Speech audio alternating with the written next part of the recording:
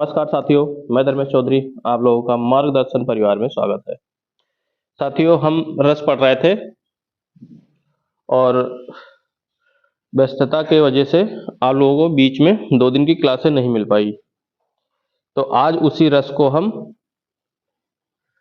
आगे बढ़ाते हुए, जिसका 5वां भाग होगा, आज हम रस की समाप्ति जरूर करेंगे।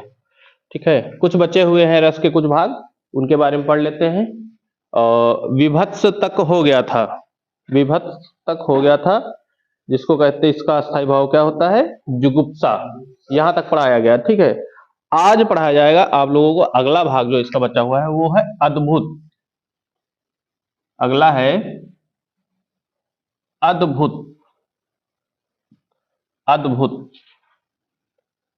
अद्भुत इसका जो अस्थायी भाव की बात करें तो इसका अस्थायी भाव क्या हो जाएगा? अद्भुत का अद्भुत। हाँ, इसका अस्थायी भाव विस्मय होता है ना। जो आश्चर्यचकित कार्यों को देखकर हम होते हैं ना, तो इसका अस्थायी भाव हो जाएगा विस्मय, हो जाएगा विस्मय, हो जाएगा, है ना। अद्भुत होता है रस और इसका अस्थायी भाव होता है विस्मय। मतलब इसका मतलब होता है जो आश्चर्यचकित कार्यों को देखकर, है ना, हम क्या होते हैं? कहते हैं ना, बहुत ही अद्भुत है कोई चीज देखी जाती है तो हम लोग कहते हैं कि बहुत अद्भुत है। ठीक है, इस पे चर्चा कर लेते हैं। इसके उदाहरण भी देख लेते हैं कि उदाहरण क्या क्या है इसके। चलिए, इसमें एक उदाहरण है जो बहुत पूछा जाता है। अखिल भुवन चर अचर सब। अखिल भुवन चर, भुवन चर, भुवन चर अचर है ना। चर अचर सब मुंह में, हरि मुंह में लखिमात हो, है ना। हरि मुंह में लखिमात हो, लखिमात हो, है ना। मुंह में लखी मातु और चकित भई गदगद वचन। चकित भई गदगद वचन, गदगद वचन, है ना। वचन विकसित द्रग पुलकात, विकसित द्रग पुलकात। ये उदाहरण ज्यादा पूछा जाता है इसमें, है ना। जब भी देते हैं अद्भुत का विस्मय का यही है ना। इस पंक्ति में इसका, अगर इस पंक्ति का मतलब देखें तो इस पंक्ति का मतलब क्या है? ये पंक्ति कहाँ की है?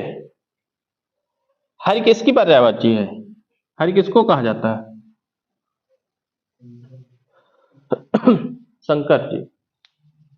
अखिल भुवन चर अचर सब हरि मुंह में लखमा, तो चकित भई गदगद वचन विकसित द्रग पुलकात। बताइए इसका अर्थ कोई बताएगा?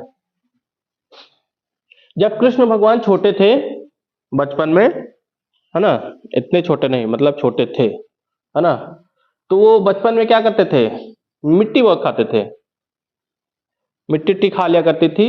तो उनकी माता जो है उनको डांटा करती थी। उनकी माता क्या नाम था? यशोदा। यशोदा डांटती थी। तो एक दिन मिट्टी खाए हुए थे तो यशोदा आई कहीं से और देखी कि बहुत सारा मिट्टी मुंह में डाले हुए हैं। तो जब इनका मुंह खोलती हैं, ठीक है, यशोदा जी, तो इनके मुंह में क्या देख रही हैं? अखिल भुवन चर अचर सब, यानी जितना भी ब्रह्मांड है इनके मुंह में है। और यह देख कर क्या हो गई? वो बेहोश नहीं हुई। बेहोश होने का मतलब यहां फिर वो भयानक हो जाएगा, है ना। बेहोश हो गई तो भयानक हो जाएगा, यानी चकित हुई है, आश्चर्यचकित जिसको बोलते हैं ना। चकित भई, लेकिन गदगद भी हुई हैं।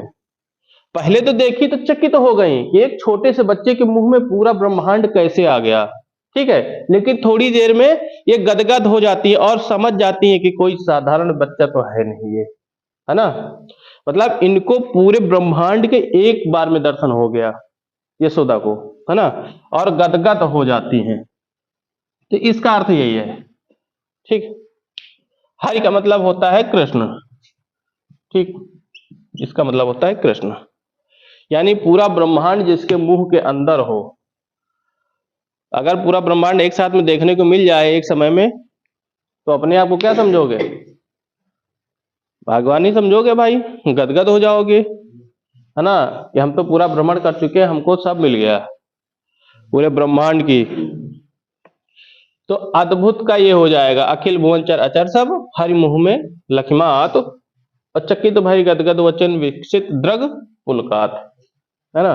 इतना गदगद हो गई कि आंख से आंसू निकलने लगे उनके। ठीक, तो इसका अर्थ यही है। ठीक, ये है अद्भुत का। इसके बाद अद्भुत के बाद कौन सा बचता है हमारा? शांत रस। हाँ, और शांत रस को रस नहीं माना है किसने? शांत रस को रस किसने नहीं माना है? भरत मुनि ने।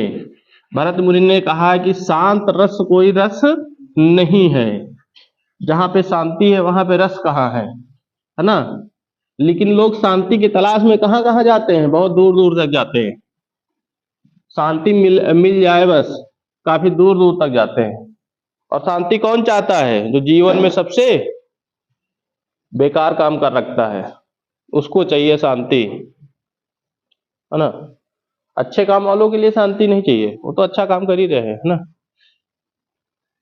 ठीक है, अगला है आपका शांत रस।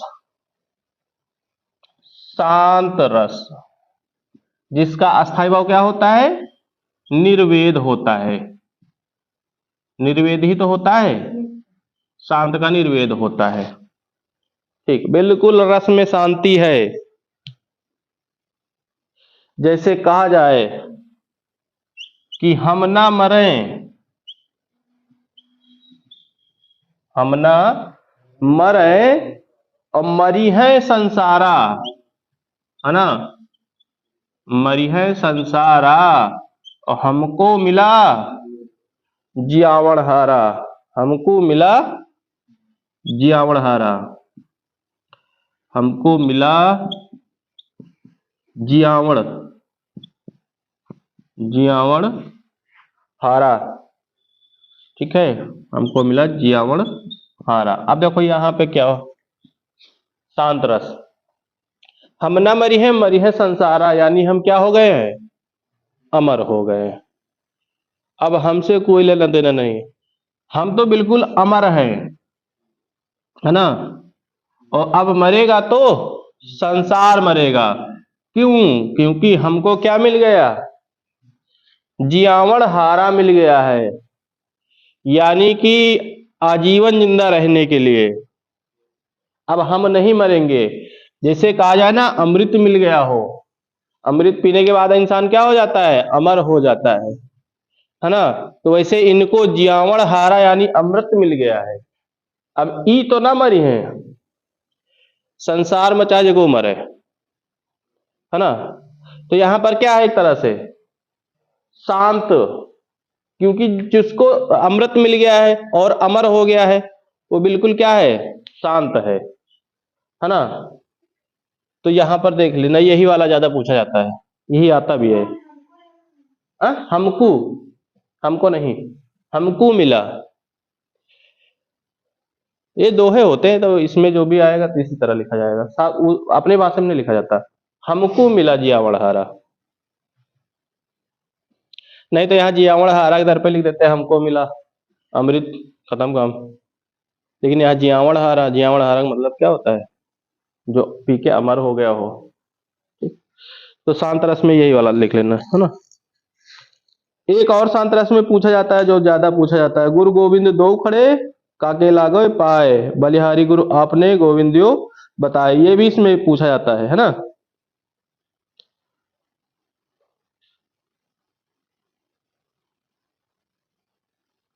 भी इसी में पूछा जाता है।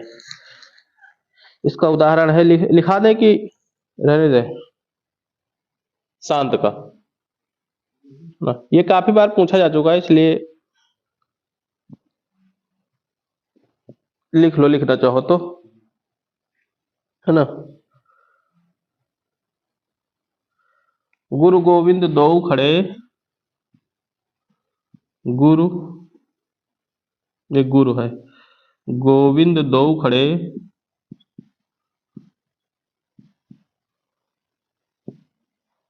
गुरु गोविंद दो खड़े,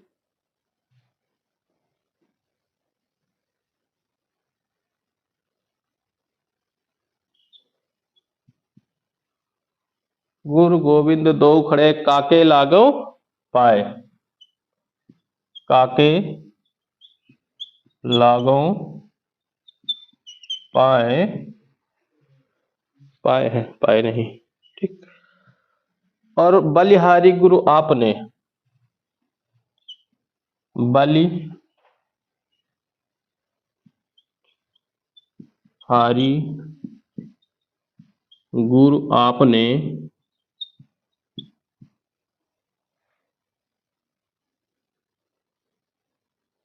गोविंद दियो बताए।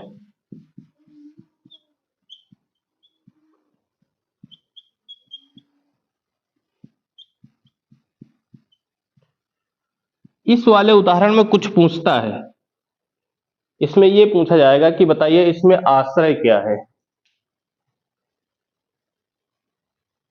कोई बता पाएगा इसमें आश्रय क्या है और विषय क्या है? इसमें पूछा जाता है आपसे आश्रय और विषय, आश्रय और विषय। बिल्कुल आसान है। क्या हो सकता है आश्रय, क्या हो सकता है विषय? बलिहारी गुरु दो खड़े, काके लागो पाए, और बलिहारी गुरु आपने गोविंदियो बताए।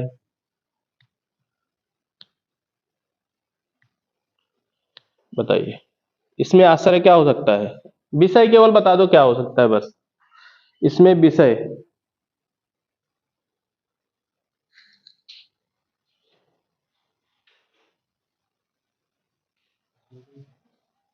गुरु गोविंद दोनों खड़े, यानी गुरु भी हैं और गोविंद भी हैं, दो जने खड़े हैं। अब बताओ कई के ला गए बाएं? गुरु के। तो गुरु ये भी तो एक तरह से है, गोविंद भी तो है। गुरु और गोविंद दोनों खड़े, बताइए क्या हो सकता है?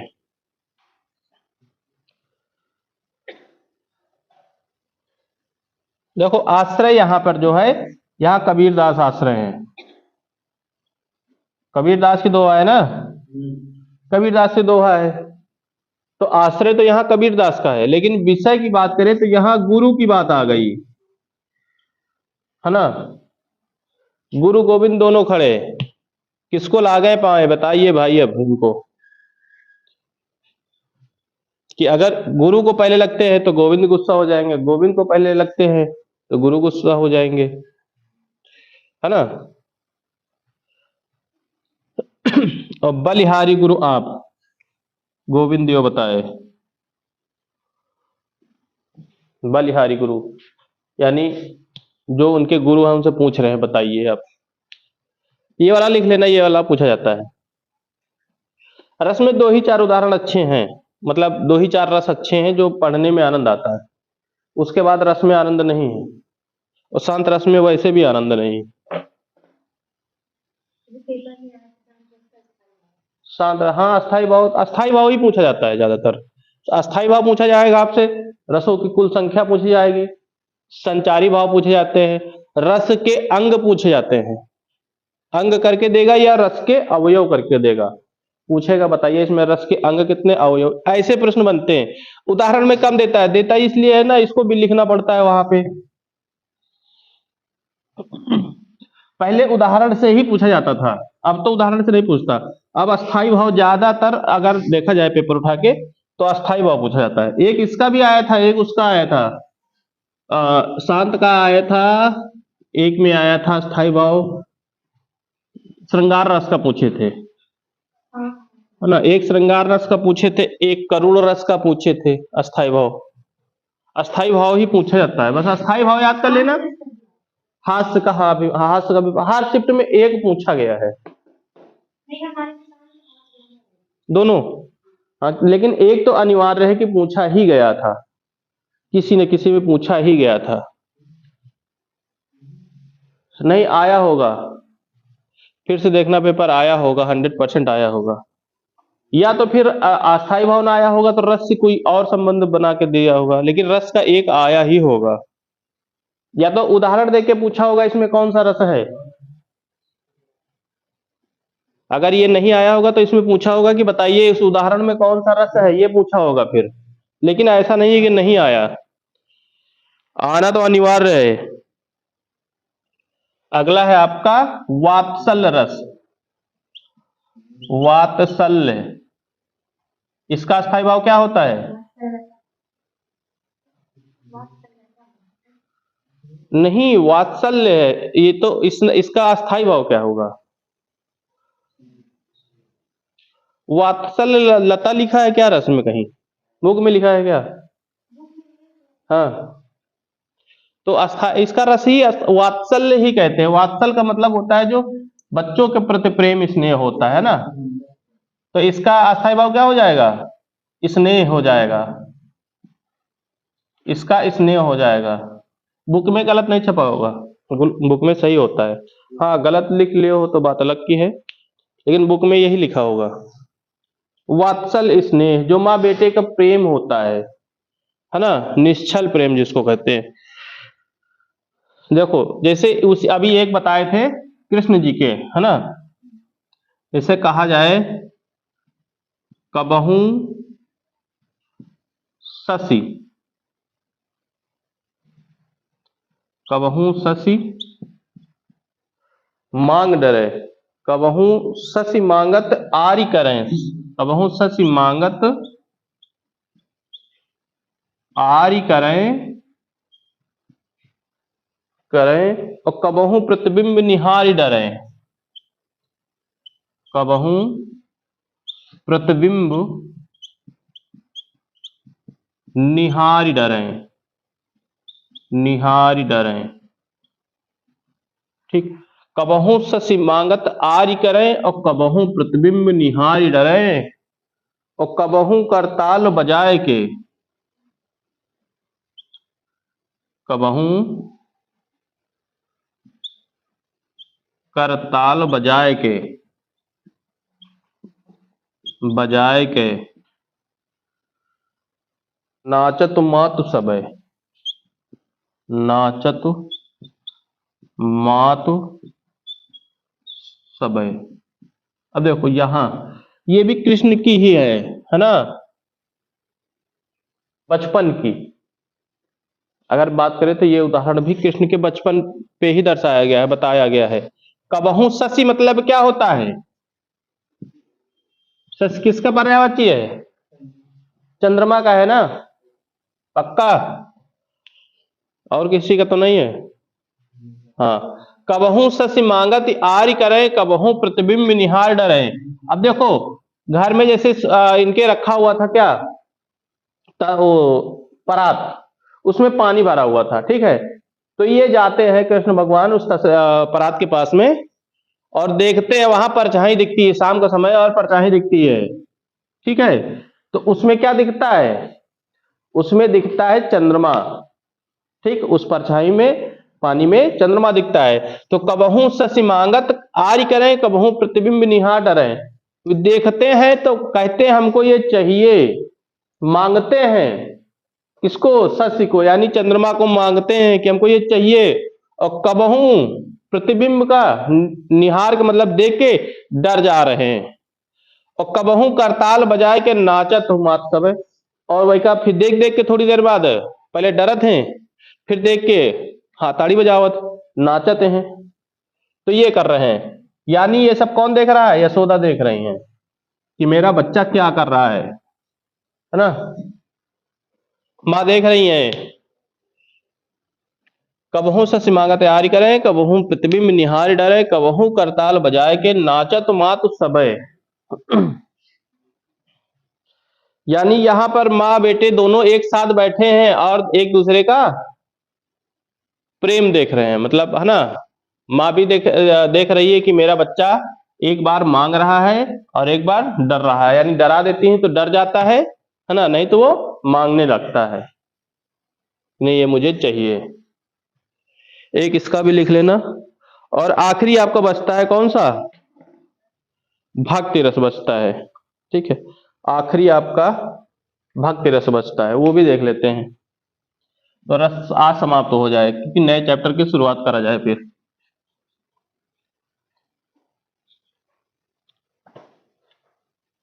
मेरे सब्जेक्ट में परेशान मत होना, ये पूरा हो जाएगा, जल्दी भी हो जाएगा, और फिर प्रैक्टिस करनी है।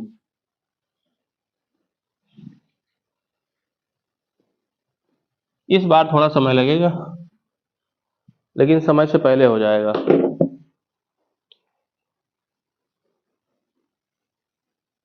क्योंकि आराम से पढ़ाना है इस बार, अभी समय है आप लोगों के पास, है ना। भक्ति, बताइए इसका स्थायी भाव क्या होगा? भक्ति का स्थायी भाव क्या होगा? ये लास्ट के 4 जरूर याद करके रखना, ठीक है। विस्मय का याद करके रखना, अद्भुत का याद रखना, शांत रस का याद करके रखना, और भक्ति का याद करके रखना। ये लास्ट के जो 4-5 होते हैं ना, इनसे पूछता है, फंसाता है। क्योंकि श्रृंगार रस तो सबको पता हो गया है, स्थायी भाव रति होता है, करुण का शोक होता है ना, और हास्य का हास होता है, ये तो सबको रट गया है। अब जैसे भक्ति का पूछ लिया तो क्या हो जाएगा? अस्थायी भाव, इसका अस्थायी भाव हो जाएगा इष्ट देव,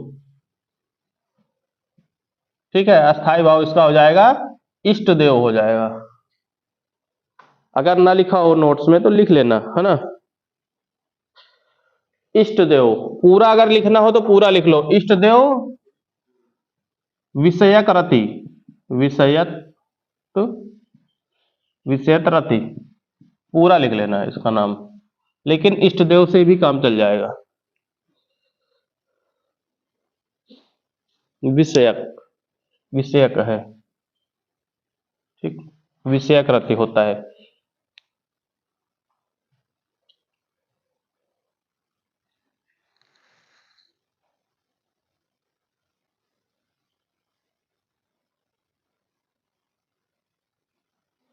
चलो इसका उदाहरण देखते हैं। या अनुरागी चित्त की, या अनुरागी चित्त की, चित्त एक है, या अनुरागी पेट की, है ना। या अनुरागी चित्त की गति समझे न कोय, गति समझे न कोय। और ज्यो ज्यो बूढ़े श्याम रंग, ज्यो ज्यो बूढ़े बूढ़े श्याम रंग, श्याम रंग, त्यों त्यों उज्जवल होए, है ना। त्यों त्यों उज्जवल होए। अब देखो यहां पर तो बात हुई है भक्ति की, तो यहां भक्ति से संबंधित। या अनुरागी चित्त की गति समझे न कोय, है ना। चित्त मतलब क्या होता है? मन, है ना। या अनुरागी चित्त, या अनुरागी चित्त की, यहां पे लिख लेना, ये त्रुटि हो गई है, यहां पे लिख लेना चित्त की गति समझे ना कोई, यानी मन की गति को कोई नहीं समझ रहा है ना। और जो जो बूढ़े श्याम रंग त्यों त्यों उज्जवल होए, जो जो बूढ़े श्याम रंग, श्याम रंग का मतलब क्या है? जो किसमें लीन हो? भगवान के प्रति अपने आप को समर्पित कर दे, है ना, भगवान में लीन हो जाए। जो जो बूढ़े श्याम रंग, यानी जो भगवान में लीन हो जाता है, और त्यो बूढ़े श्याम रंग त्यो त्यो उज्जवल होए, तो उसका भविष्य क्या होता जाता है? और उज्जवल हो जाता है ना।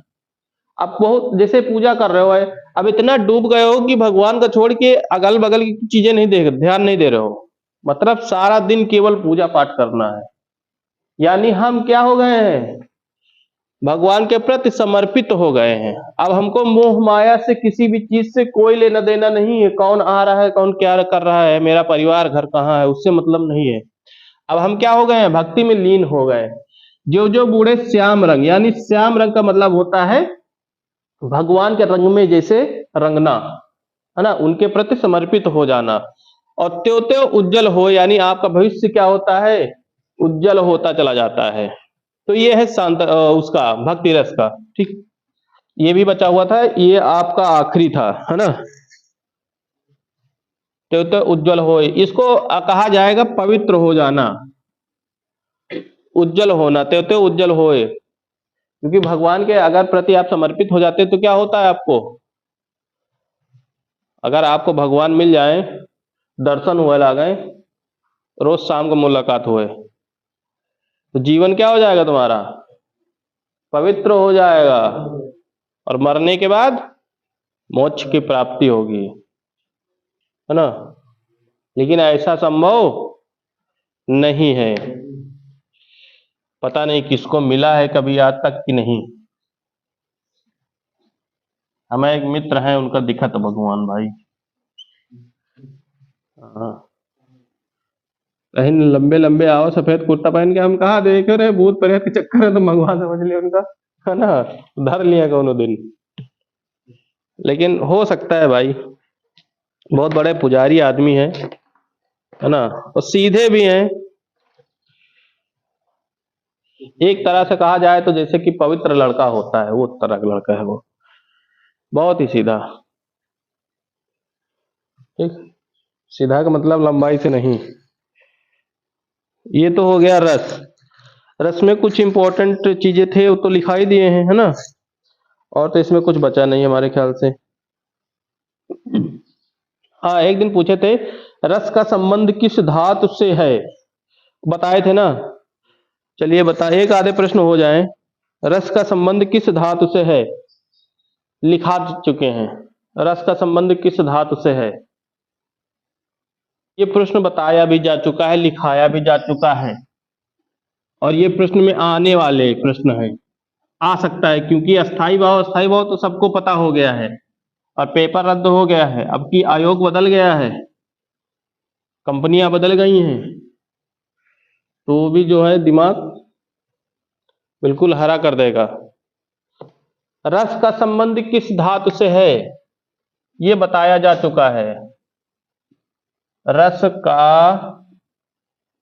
संबंध किस धातु से है, किस धातु से है, ये बताया जा चुका है। आप लोग देखिए, बताइए भाई कि रस का संबंध किस धातु से है। बिल्कुल आसान प्रश्न है, अभी बता देंगे तो कहोगे हाँ हाँ याद आ गया, याद आ गया, याद आ गया। बता दें ऑप्शन, इसमें ऑप्शन है एक आपका ये, सा, क्रा, पा, त्रा, बताइए। हाँ, स्रा है इसमें, देखो ऑप्शन बताते ही पता चल गया, स्रा धातु से बनता है, और लिखा भी चुके हैं इसको, पहले दिन ही लिखाए थे, इंपॉर्टेंट जो था उसमें, उसमें लिखाए थे रस किस धातु से बनता है। और ये तो सबको पता है कि वीर रस का अस्थाई भाव क्या होता है, वीर रस का अस्थाई भाव क्या होता है। हाँ, तो सही सही बताओ ना, पन्ने पलट रहे हो, मतलब अभी पढ़ा के खत्म किया गया है और अभी जंग लग गया। भयानक का अस्थाई भाव क्या होता है, भयानक का भय। श्रृंगार का क्या होता है, श्रृंगार रस का, हाँ रति होता है श्रृंगार रस का, इसको देख लिया करो भाई। और शांत रस का अस्थाई भाव क्या होता है, हाँ ये तो अभी बताए हैं। वियोग श्रृंगार की स्थिति नहीं है, आपको बताना है, मिलन, पूर्व राग, मान और प्रयास, प्रयास या प्रवास हो जाएगा उसमें, बताइए कौन सा हो जाएगा। वियोग, हाँ जहां मिलन की बात हो वहां संयोग हो जाएगा, और मिलन को छोड़ के सारे फिर आंख बंद कर लो वियोग में। अगर संयोग वियोग पूछ रहा है तो मिलन का मतलब एक साथ होना, है ना, और वियोग में क्या स्थित होती है, अलगाव की स्थिति होती है। उसमें हम एक साथ तो रहते हैं, रहते एक साथ साथ में है, लेकिन अलगाव की स्थिति होती है वहां पे। एक पूछे थे उस दिन प्रश्न, साहित्य में रस का अर्थ क्या होता है, साहित्य में रस का अर्थ क्या है, लिखा चुके हैं। पॉइंट करके लिखाए भी हैं। साहित्य में रस का अर्थ है, क्या है, लिखा चुके हैं। ये सब पूछने वाले प्रश्न हैं, इनको देख लेना, आ भी सकते हैं। साहित्य में रस का अर्थ क्या है? साहित्य से मिलने वाली अनुभूतियां, यही तो बताए थे, लिखा भी चुके हैं, लिखाया गया है, देख लेना। शायद नहीं आया हो क्या उस दिन।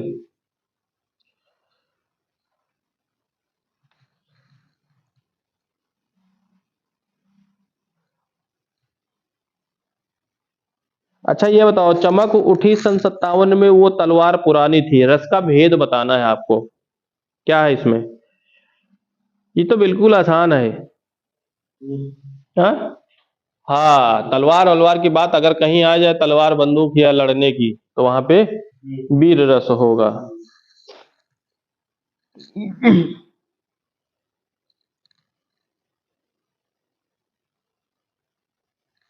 संचारी भावों की संख्या, हाँ, संचारी भावों की संख्या 33 है। भरत मुनि के अनुसार रसों की संख्या 8 है। क्रोध किस रस का स्थायी भाव है? क्रोध, करुण तो का उसका है, रौद्र का हो जाएगा।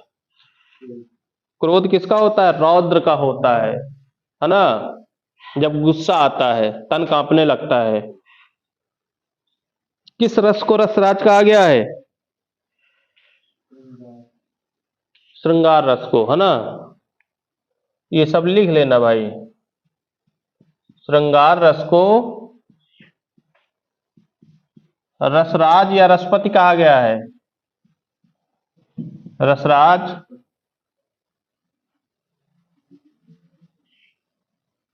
कहा गया। अच्छा, श्रृंगार रस को छोड़कर और किस रस को रसराज कहा गया है? हाँ, उसको भी कहा गया है। और किसने कहा है? कवि ने कहा है। अगर करुण रस को रसराज कहा गया है तो किस कवि ने कहा है?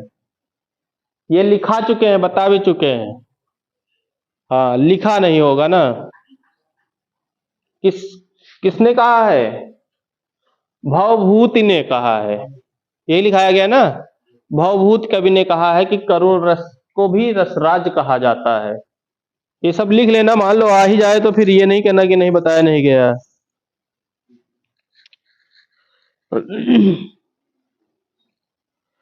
अच्छा, रस सूत्र के जनक कौन है? रस सूत्र के जनक हैं। रस सूत्र के जनक,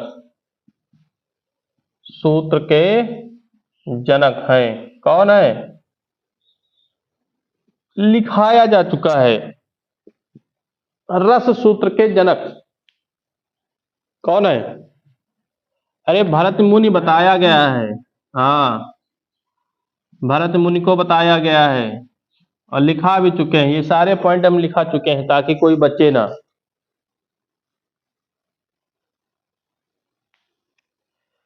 अच्छा, भाव जिसके हृदय में रहते हैं उसे क्या कहते हैं?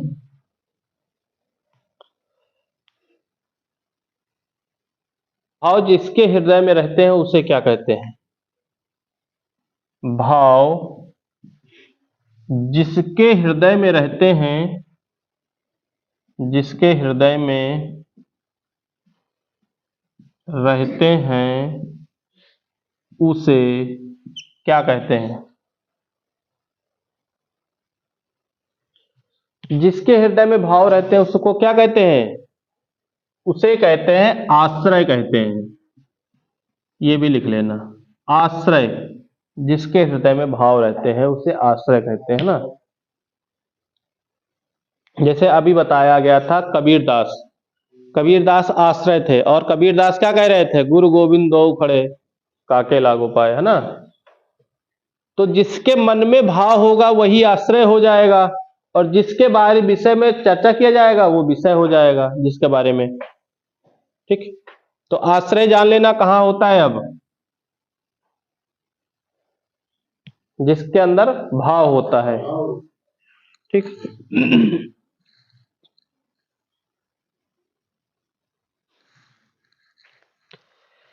और रस की संख्या तो 9 हो गई है।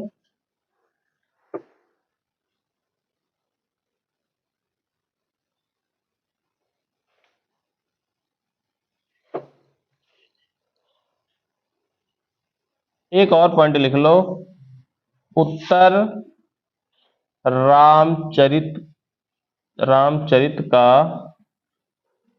उत्तर रामचरित का प्रधान रस है, प्रधान रस बताना है क्या है। उत्तर रामचरित का प्रधान रस क्या है, ये भी लिख लेना, इंपॉर्टेंट है, कोई भी पॉइंट रह न जाए। उत्तर रामचरित का प्रधान रस क्या होता है? कौन सा हो जाएगा इसका? इसका हो जाएगा करुण रस। हाँ, ये इंपॉर्टेंट रस है, बाद में मान लो बताया जा रहा है, आ ही जाए पेपर में, तो ये इतना रहे कि नहीं बताया नहीं गया ना। उत्तर रामचरित अगर पेपर में पूछ ले, रामचरित का प्रधान रस कौन सा है, तो करुण रस हो जाएगा।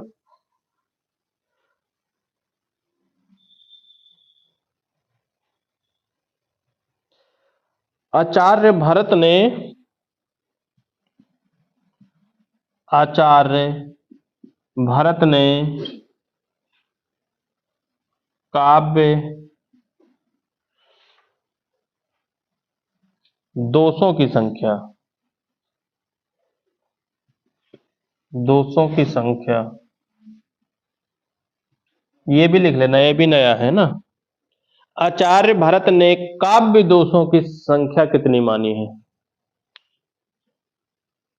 अगर ये पूछे तो इसमें भी देख लेना कितनी मानी है, 10 मानी है इन्होंने। ठीक।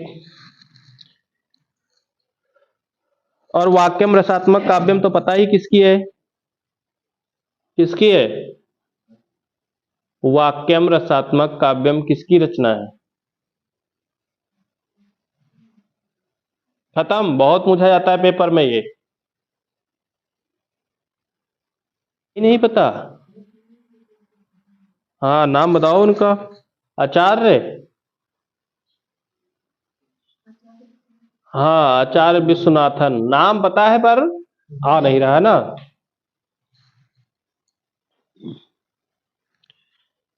और रस सूत्र के जनक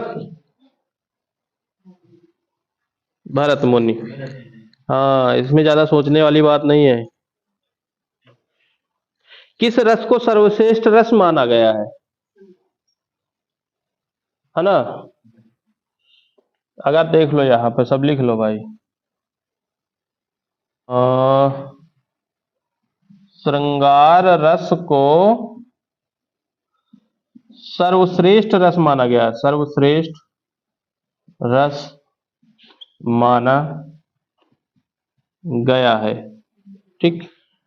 श्रृंगार रस को सर्वश्रेष्ठ, सर्वश्रेष्ठ रस की दर्जा दी गई है इसको, श्रृंगार रस को, है ना, क्योंकि इसी में तो वियोग और संयोग है ना।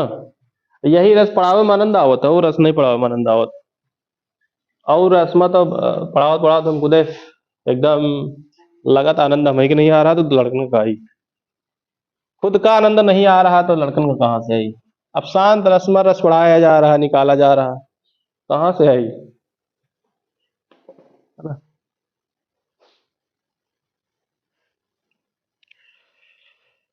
भाई अगर कह दिया जाए कि 5 तरह के रस रखे हैं, सबसे पहले कौन सा रस पियोगे,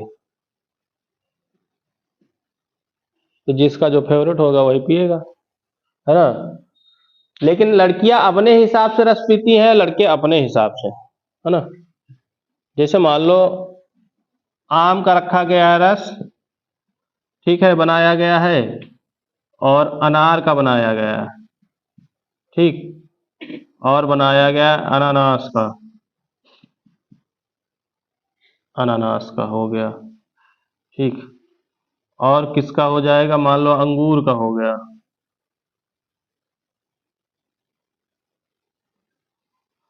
अंगूर का हो गया। तो देखो एमा सबसे ज्यादा अगर लड़किन की बात करा जाए तो एक ही एमा सबसे पहले पसंद करी है, कौन सा? सबसे पहले पसंद करिए आम का रस। उनके मुंह में रटा है, तीनों पना ही है, अनार, अनानास, अंगूर पना ही है। ठीक। और लड़कन का अगर कहा जाए सबसे पहले कौन सा पीना है, तो सबसे पहले अनार का पिए, क्योंकि भी का कहा था अनार का रस एका पिए से ताकत आवत।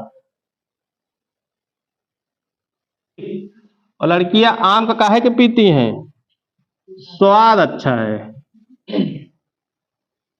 ठीक, स्वाद अच्छा है। अंगूर, अंगूर का रस वही लोग पसंद करे थे जिको पिए।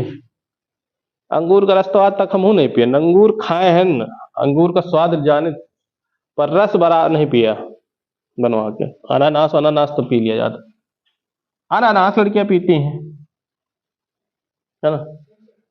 हाँ, खट्टापन होता है ना उसमें, थोड़ा खट मिठा होता है। और लड़के तो अनार। कहन भाई कहो अगर व्यवहारी चलेगे साथ में जूस पिलाओ, कहन अनार का बनवाओ, महंगे वाला कहीं है, सस्ता वाला नहीं।